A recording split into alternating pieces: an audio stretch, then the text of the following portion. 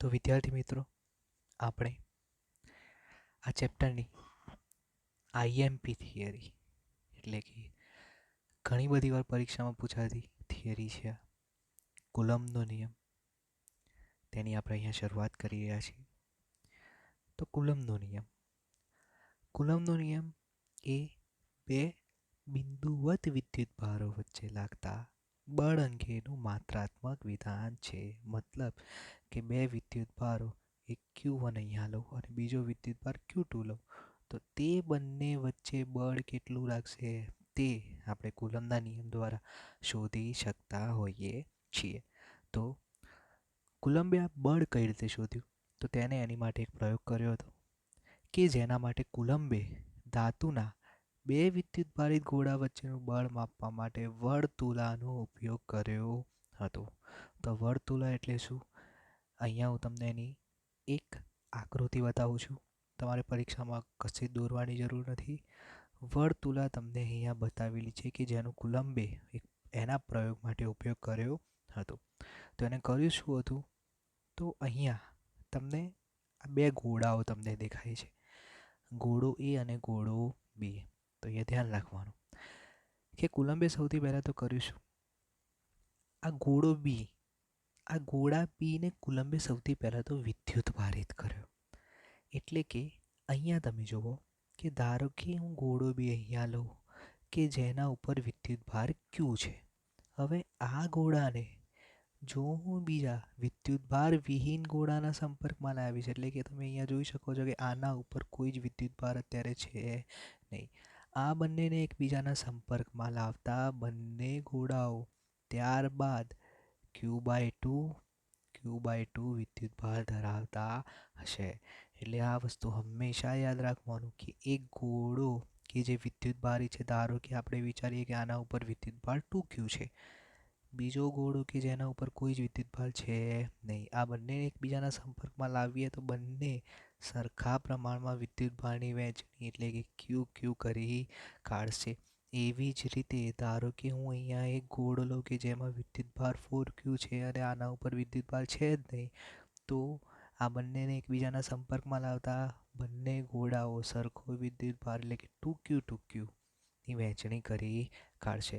એટલે કે કુલમ્બે શું કર્યું? સૌથી પહેલાં તો આવી રીતે અલગ અલગ વિદ્યુતભારોની જોડ લીધી કે જેને એક સરખા અંતરે રાખ્યા, કે જેમની વચ્ચેનું અંતર સરખું રાખ્યું. અને અહીંયા આ તમે સ્કેલ જોઈ શકો છો કે જેના દ્વારા તેને બળની નોંધણી કરી. ત્યારબાદ કુલમ્બે શું કર્યું કે હવે એકવાર એને કર્યું કે વિદ્યુતભારોનું અલગ અલગ મૂલ્યો લીધા, અંતર અચળ રાખ્યા અને બળની ગણતરી કરી. બીજા કિસ્સામાં એને કર્યું કે બંને ગોળા ઉપર વિદ્યુતભારનું મૂલ્ય સરખું રાખ્યું, પણ બંને ગોળાઓ વચ્ચેના અંતરો બદલ્યા અને અંતરો બદલીને એને બળની ગણતરી કરી હતી. એટલે કે આપણે પાછા ઉપર થિયરી ઉપર જઈએ તો કુલમ્બે વિચાર્યું હતું કે જ્યારે પણ કોઈ Q વિદ્યુતભાર ધરાવતો ગોળો બીજા વિદ્યુતભાર વિહીન ગોળાના સંપર્કમાં લાવવામાં આવે તો વિદ્યુતભાર બંને ગોળા ઉપર સરખો ફેલાઈ જતો હોય છે. એટલે કે બંને ગોળાઓ Q/2 વિદ્યુતભાર પ્રસ્થાપિત થઈ જશે. મેં તમને કીધું એમ ફરીથી એક એક્ઝામ્પલ આપું કે ધારો કે આ ગોળા ઉપર વિદ્યુતભાર 6Q છે. આ ગોળો કોઈ જ વિદ્યુતભાર ધરાવતો નથી. આ બંનેને એકબીજાના સંપર્કમાં લાવો તો થશે શું? બંને ગોળા ઉપર વિદ્યુતભારનું સરખું વિતરણ થશે. મતલબ કે 6/2 કરી દેવાના. 6/2 જવાબ કેટલો આવે? 3. એટલે કે બંને ગોળાઓ 3Q વિદ્યુતભાર ધરાવતા જોવા મળે છે. એટલે આ મુદ્દો ખાસ ધ્યાન રાખવાનો વિદ્યાર્થીઓ. કેમ કે આ તમારા દાખલાઓમાં ખૂબ જ કામ લાગશે.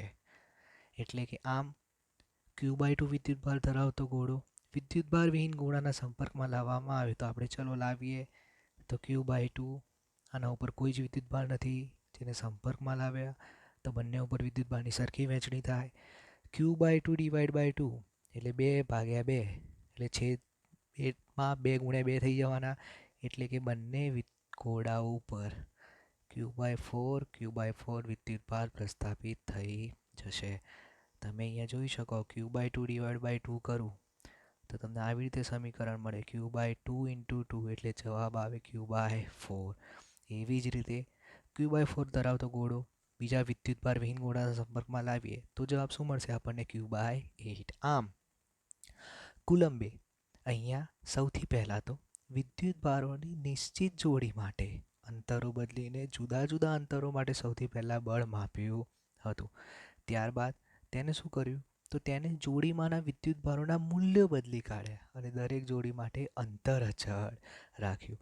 ત્યારબાદ તે અંતે નિયમ પર પહોંચ્યો કે બે બિંદુવત વિદ્યુતભારો વચ્ચે લાગતા બળનું મૂલ્ય બંને વિદ્યુતભારોના મૂલ્યના ગુણાકારના સમપ્રમાણમાં અને તેમની વચ્ચેના અંતરના વર્ગના વ્યસ્ત પ્રમાણમાં જોવા મળે છે, કે જે કુલમ્બના નિયમ તરીકે ઓળખાય છે.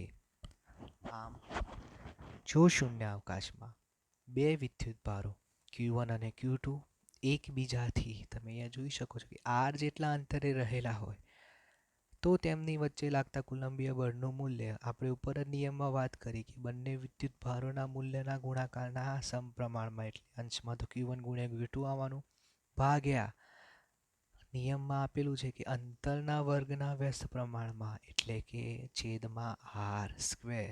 હવે ચલે છે એટલે એક અચળાંક આવશે તો એટલા માટે F = K Q1 Q2/r², કે જ્યાં K અહીંયા કુલંબીય અચળાંક છે કે જેનો એકમ ન્યૂટન મીટર સ્ક્વેર પ્રતિ કુલમ્બ સ્ક્વેર છે અને તેનું મૂલ્ય 9 × 10⁹ ન્યૂટન મીટર સ્ક્વેર પ્રતિ કુલમ્બ સ્ક્વેર છે. તો Kનું એકમ કઈ રીતે શોધવો? તો Kને સૂત્રનો કરતા બનાવી દો. તો K = F × r² છેદમાં Q1 × Q2. આપણને ખબર છે બળનો એકમ ન્યૂટન, rનો એકમ મીટર સ્ક્વેર એટલે મીટર સ્ક્વેર, વિદ્યુતભાર Qનો એકમ થાય કુલમ્બ એટલે કુલમ્બ × કુલમ્બ કુલમ્બ સ્ક્વેર. એટલા માટે આના ઉપરથી આપણને એકમ મળી જાય ન્યૂટન મીટર સ્ક્વેર પ્રતિ કુલમ્બ સ્ક્વેર. જો તમે આ સૂત્રની અંદર જ જોઈ શકો કે જો આપણે Q1 અને Q2નું મૂલ્ય એટલે કે આ બંનેનું મૂલ્ય 1 લઈ લઈએ, બંને વિદ્યુતભારોને એકબીજાથી 1 મીટર અંતર એટલે કે r = 1 મીટર લઈ લઈએ એટલે Q1 Q2/r² એટલે 1² એક જ થવાનો. તો આપણને F = ખાલી શું મળશે? K. એટલે કે આપણને બળનું મૂલ્ય કેટલું મળે? 9 × 10⁹ બળનો એકમ ન્યૂટન થાય એટલે કે બળ આપણને 9 × 10⁹ ન્યૂટન મળશે. તો આમ 1 કુલમ્બ વિદ્યુતભાર એટલે શું? તો 1 કુલમ્બ વિદ્યુતભાર એટલે તેના જેટલા જ મૂલ્યના બીજા વિદ્યુતભારને શૂન્યાવકાશમાં 1 મીટર અંતરે મૂકતા બળનું મૂલ્ય 9 × 10⁹ મળે એટલે કે 9 × 10⁹ અપાકર્ષીય બળ અનુભવે તો તેવો વિદ્યુતભાર 1 કુલમ્બ કહેવામાં આવે છે. હવે આપણે આગળ વાત કરીએ કે કુલમ્બના નિયમ પછી 1 કુલમ્બ એ બહુ જ મોટો એકમ હોવાથી વિદ્યુતભાર માટે આપણે આગળની થિયરીમાં પણ વાત કરી હતી કે વિદ્યુતભાર માટે 1 મિલીકુલમ્બ અથવા 1 માઇક્રોકુલમ્બ આપણે સ્થિત વિદ્યુતશાસ્ત્રમાં વાપરતા હોઈએ છીએ. ત્યારબાદ પાછળના સમયમાં કુલંબીય અચળાંક Kના બદલે સરળતા ખાતર 1/4πε0 મૂકવામાં આવ્યું હતું. હવે દાખલાઓમાં યાદ રાખવાનું Kના બદલે જ આપણે 1/4πε0 મૂકીએ છીએ એટલે બંનેની કિંમત તમારી થવાની 9 × 10⁹ જ. એટલે આ વસ્તુ ખાસ ધ્યાન રાખવાની. K લો કે 1/4πε0 લો, તમારી કિંમત 9 × 10⁹ થશે. હવે અહીંયા તમારી એક નવી રાશિ આવી ε0.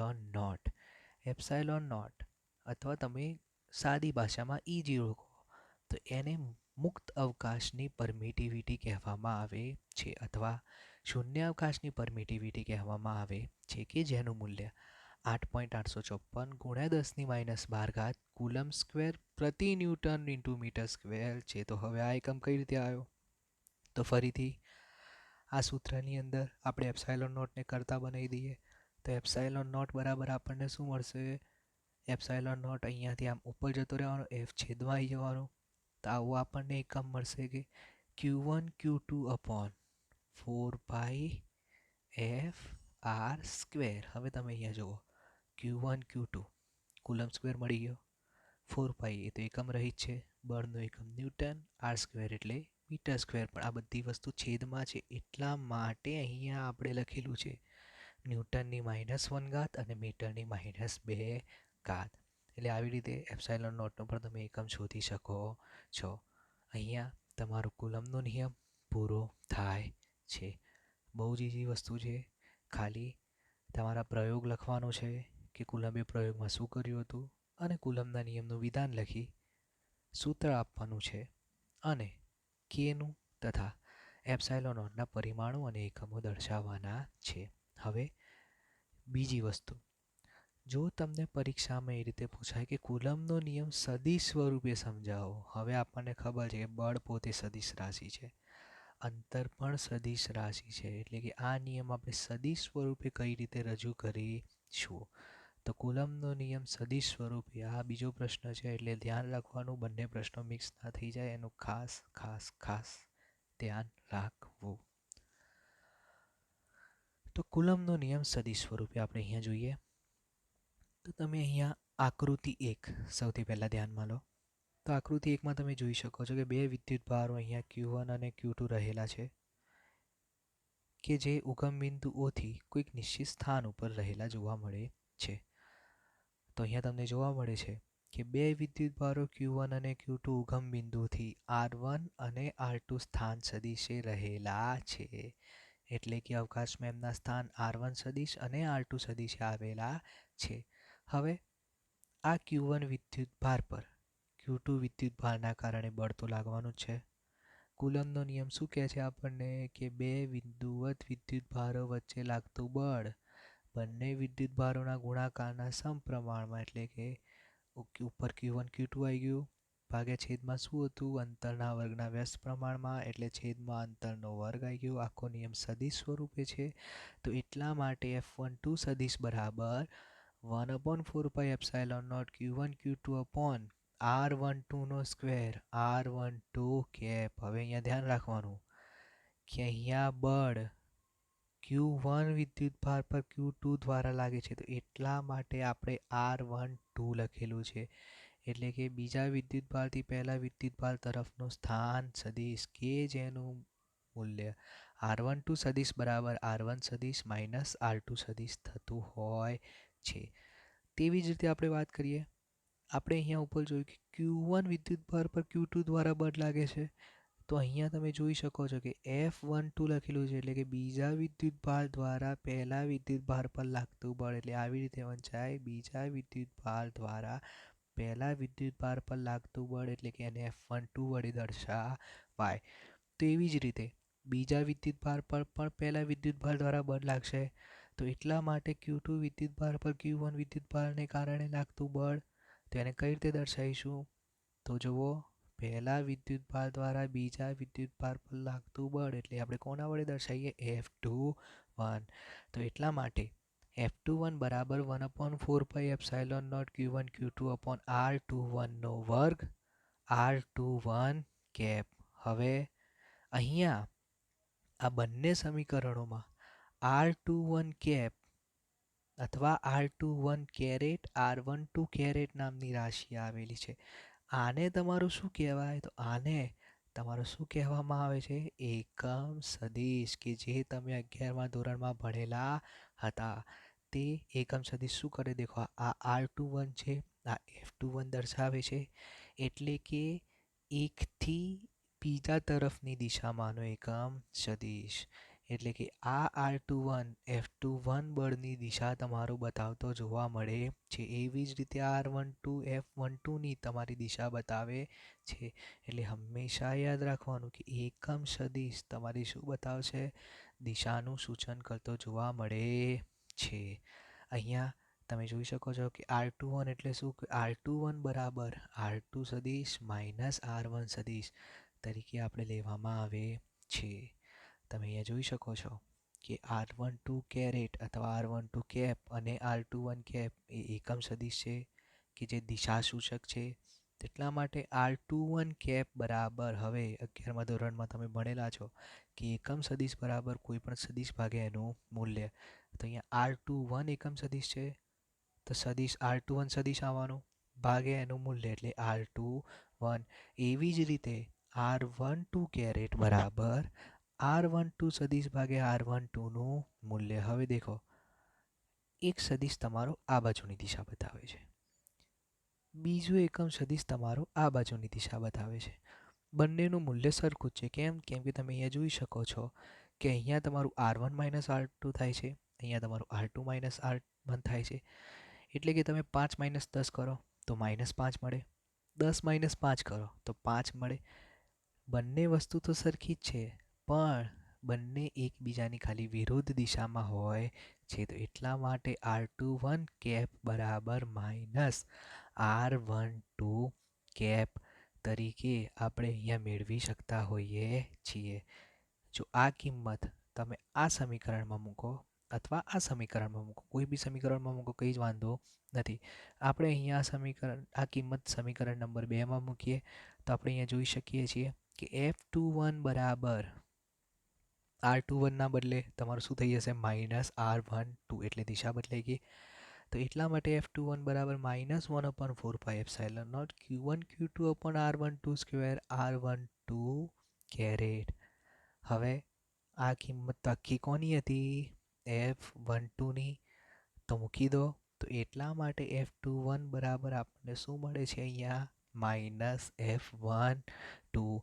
એટલે કે બંને વિદ્યુત ભારો એકબીજા ઉપર સરખું જ બળ લગાડે છે, બસ ખાલી એમની દિશા વિરુદ્ધ જોવા મળે છે. હવે તમે અહીંયા જોઈ શકશો કે આકૃતિ નંબર 2માં દર્શાવ્યા પ્રમાણે સજાતીય વિદ્યુત ભારો વચ્ચે હંમેશા અપાકર્ષણ બળ જ લાગતું હોય છે. આપણે આગળ પણ વાત કરી હતી કે સજાતીય વિદ્યુત ભારો એટલે પ્લસ પ્લસ અથવા માઇનસ માઇનસ, આ બંને વિદ્યુત ભારો એકબીજા ઉપર અપાકર્ષી, એટલે કે પ્લસ પ્લસ હોય તો બંને એકબીજાથી દૂર જવાનો પ્રયત્ન કરશે, તેવી રીતે માઇનસ માઇનસ પણ એકબીજાથી દૂર જવાનો પ્રયત્ન કરશે. એટલે કે સજાતીય વિદ્યુત ભારો વચ્ચે લાગતું બળ હંમેશા તમારું ધન જોવા મળશે અને તેની દિશા ઉપરના સમીકરણો પ્રમાણે R12 કેપ અને R21 કેપની દિશામાં જોવા મળતી હોય છે, જે આપણને અહીંયા જોવા મળશે.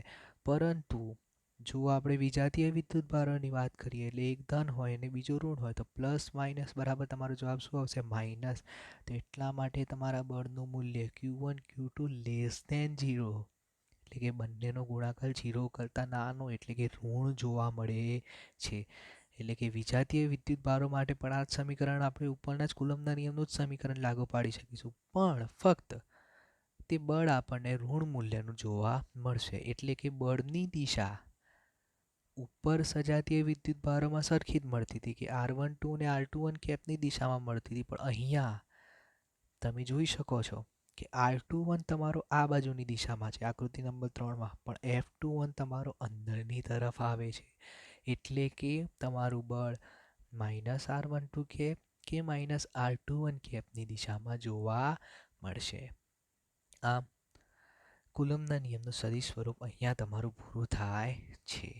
એટલે આ થિયરીમાં ખાલી કરવાનું એટલું જ છે કે બંને વિદ્યુત ભારોના સ્થાન દર્શાવી દેવાના, બંને એકબીજા ઉપર જે બળ લગાડે તે બળનું મૂલ્ય દર્શાવી દેવાનું, એકમ સદિશો સરખાઈ દેવાના અને એની કિંમત કોઈ પણ સમીકરણમાં મૂકશો એટલે તમને છેલ્લે F21 બરાબર -F12 મળી જશે. આમ કુલમના નિયમનું સદિશ સ્વરૂપ અહીંયા તમારું પૂરું થાય છે. આ લેક્ચરની છેલ્લી થિયરી કુલમના નિયમના સંપાતપણાનો સિદ્ધાંત. એટલે કે ધારો કે આપણે તો અહીંયા વાત કરી કે બે વિદ્યુત ભારો Q1 અને Q2 વચ્ચે લાગતા બળની વાત કરી, પણ જો આવી જ રીતે બીજો વિદ્યુત ભાર લઈ લો Q3, તો Q1 ઉપર ટોટલ કેટલું બળ લાગે, તો તે કઈ રીતે શોધી શકીશું? તો તે સંપાતપણાના સિદ્ધાંતની મદદથી શોધી શકાય છે. એટલે કુલમના નિયમનો સંપાતપણાનો સિદ્ધાંત. હવે ધ્યાન રાખવાનું કે ધારો કે અહીંયા આપણે Q1 વિદ્યુત ભાર પર Q2 અને Q3 દ્વારા લાગતા બળનું મૂલ્ય શોધવું છે.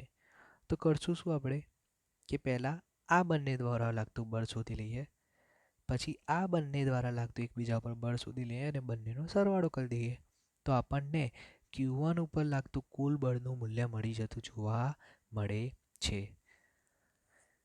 એટલે કે તમે અહીંયા જોઈ શકો છો કે આકૃતિમાં 3 વિદ્યુતભારો દર્શાવેલા છે, Q1, Q2 અને Q3, કે જેમના ઉગમ બિંદુથી સ્થાન સદિશ એટલે કે ઉગમ બિંદુથી જેમના સ્થાન R1 સદિશ, R2 સદિશ અને R3 સદિશ સ્થાન ઉપર તે રહેલા છે.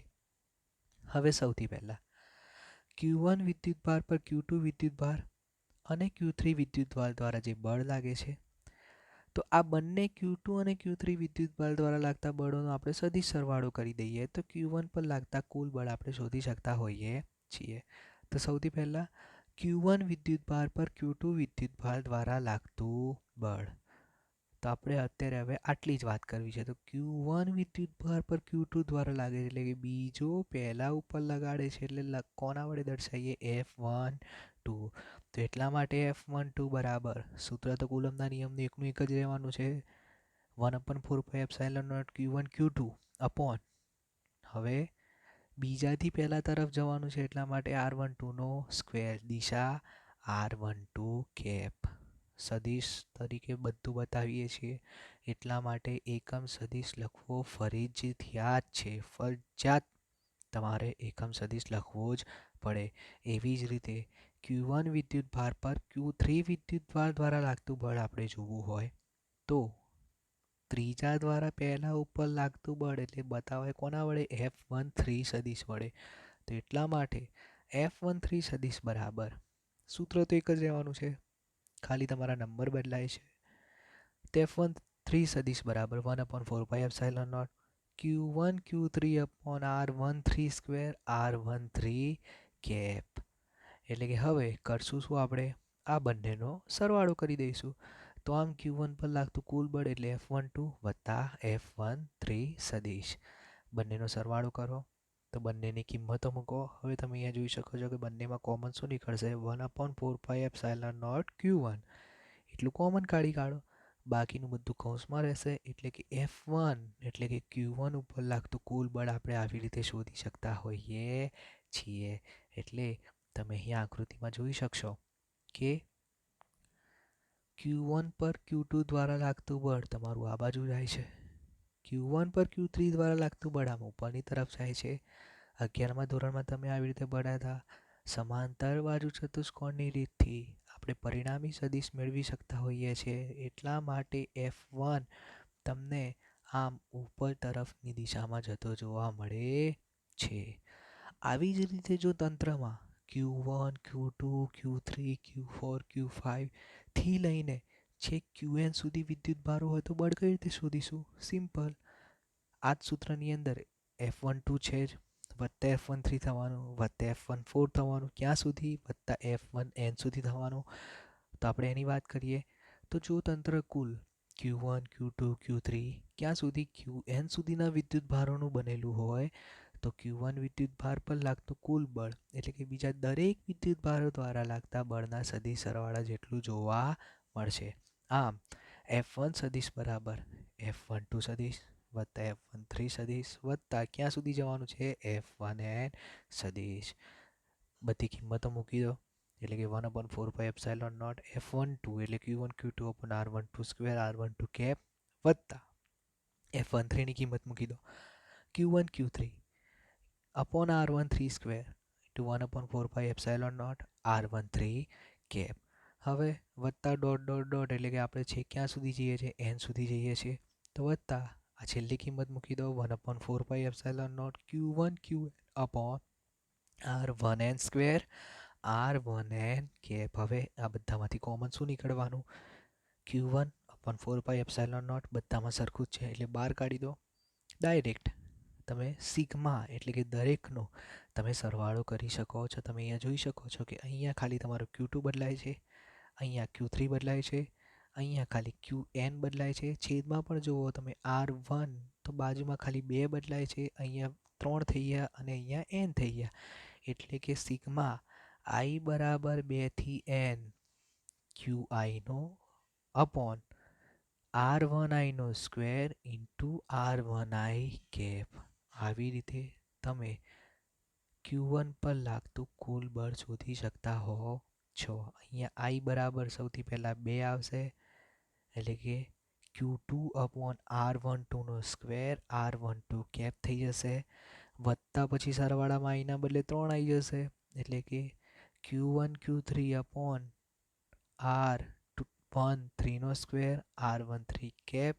એવી જ રીતે છેક n સુધી જઈએ તો અહીંયા આઈના બદલે Qn આવી જશે, એટલે Q1Qn/R1n નો સ્ક્વેર R1n કેપ. એટલે કે આખું આવડા મોટા સમીકરણનું એક નાનકડું સ્વરૂપ આપણે આ સમીકરણ વડે આપી શકતા હોઈએ છીએ.